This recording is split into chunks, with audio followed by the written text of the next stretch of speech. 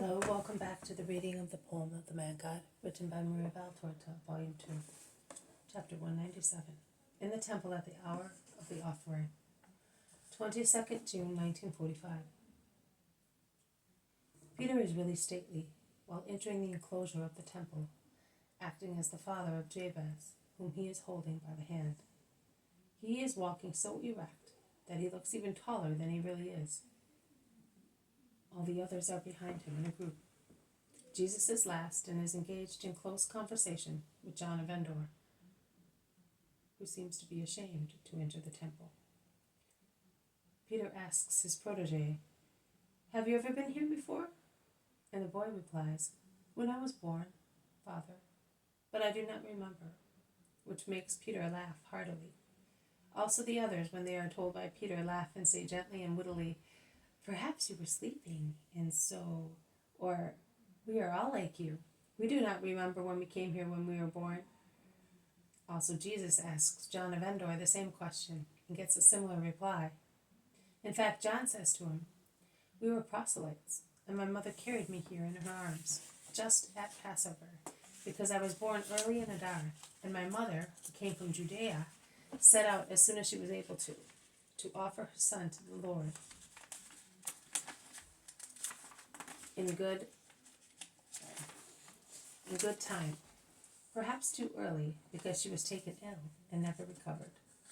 I was under 2 years of age when I lost my mother, the first misfortune in my life. I was her firstborn. I became her only child because of her disease, and she was very proud to die, having complied with the law.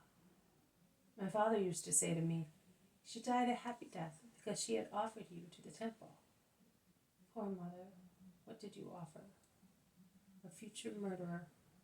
John, do not say that. You were Felix then. Now you are John. Bear in mind that the great grace that God granted you. Always remember that. Forget your past debasement. Did you not come back to the temple again?" "Oh yes, when I was 12 years old, and always after that, as long as I was able to. Later, when I could have come, I did not, because I told you that I worshipped only one thing, hatred. And that is why I dare not proceed further here. I feel a stranger in the house of the Father. I have abandoned it for too long. You are coming back to it, led by the hand by me, who am the Son of the Father. If I am taking you up to the altar, it means that I know that everything has been forgiven." John of Endor sobs deeply and says, "Thank you, my God." Yes, thank the Most High. Can you not see that your mother, a true Israelite, had a prophetic spirit? You are the son, sacred to the Lord and never ransomed. You are mine. You belong to God. You are a disciple and thus a future priest of your Lord in the new era, and in the new religion which will be called after me. I absolve you of everything, John. Proceed confidently towards the holy. I solemnly tell you that among those who live in this enclosure, there are many more guilty and less worthy than you to go near the altar." Peter, in the meantime, is busy showing the boy the most noteworthy things in the temple. But he asks the more learned ones, particularly Bartholomew and Simon, to help him, because in the fulfillment of his duty as a father, he feels more at ease with the elder ones. They are near the treasury to make their offering when Joseph of Arimathea calls them. "You are here? When did you arrive?" he asks after greeting them. "Yesterday evening." "And the master?" "He is over there with the new disciple. He is coming." Joseph looks at the boy and asks Peter, "One of your grandsons?" "No. Yes, well, nothing by blood. A great deal by faith. Everything by love." "I do not understand." "He is a little orphan, so nothing by blood. A disciple, therefore, a great deal by faith. A son, so everything by love. The master took him, and I caress him. He is becoming of age in the next few days." "Already 12 years old? And so small?" The master will tell you. Joseph, you are good.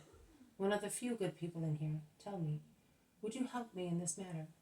You know, I am presenting him as if he were my son, but I'm a Galilean, and I'm a nasty leper." "A leper?" exclaims Joseph inquisitively, moving away in fright. "Don't be afraid. I am a leper because I belong to Jesus, the most loathsome form of leprosy for those of the temple, with a few exceptions." "No, don't say that." "It's the truth, and we must admit it. So I'm afraid that they will be cruel to the boy because of me and because of Jesus. In any case, I do not know how much he knows of the law, of the Halaskia, the Haggadah, and of the Midraskiats. Jesus says that he knows quite a lot." "Well, if Jesus says so, don't be afraid." "Only to cause me trouble, they would." "You are very fond of this little fellow. Do you keep him with you all the time?" "I cannot. I am always about. The boy is too young and delicate." "But I would willingly come with you," says Jabez, who has been reassured by Joseph's caresses. Peter is bright with joy, but he says, "The master says that we must not do that, and we will not do it. But we shall meet now and again just the same. Joseph, will you help me?" "Of course I will. I will come with you. They will not do him an injustice in front of me." "When? Oh, Master, give me your blessing." "Peace to you, Joseph. I am happy to see you, and I am glad that you are in good health." "I am happy too, Master, and also your friends will be pleased to see you. Are you staying at Gethsemane?" "I was there, but after the prayer I am going to Bethany." "To Lazarus?" "No, to Simon's. My mother, the mother of my brothers, and the mother of John and James are also there. Will you come and see me?" "Are you asking me?" "I will come with great joy, and it is a great honor for which I thank you. I will come with some friends." "Be careful, Joseph, with friends," suggests Simon Zealot. Oh, you already know them. Prudence teaches, do not let the air know, but when you see them you will understand that they are friends. "Well, Master, Simon of Jonah was telling me about the ceremony for the little one. You arrived when I was asking when you intend having it. I want to be there too." "On the Wednesday before Passover. I want him to keep Passover as a son of the law." "Very good. That is settled. I will come and join you at Bethany, but I will come with my friends on Monday." "Agreed. Master, I must leave you. Peace be with you. It is the hour of incense." "Goodbye, Joseph. Peace be with you." "Come, Jabez, this is the most solemn hour of the day. There is another one in the morning. It is right that man should bless the Lord to be blessed during the day in all his deeds. But in the evening it is more solemn. Light fades, work ends, night falls.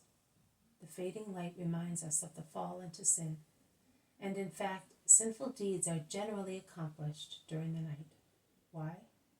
Because man, no longer engrossed in his work, can be more easily entrapped by the evil one who avails himself of his allurements and nightmares. It is therefore right, after thanking God for protecting us during the day, that we should implore him to deliver us from night phantasms and temptations. Night, sleep, the symbols of death. Blessed be those who, after living with the blessing of the Lord, go to sleep in a bright dawn and not in darkness. The priest, who offers incense, does so on behalf of us all. He prays for all the people, in communion with God, and God entrusts him with the blessing for the whole people of his children. See how great the ministry of a priest is? I would feel as if I were close to my mummy. If you are always a good disciple and a good son to Peter, you will become one. Come now. The trumpets are announcing that the time has come. Let us go and praise Yahweh with veneration. This has been a reading from the poem of the Man God, written by Maria Valtorta, Volume 2, Chapter 197, In the Temple at the Hour of the Offering. Thank you for listening. I will see you tomorrow. May God bless you, and may peace be with you.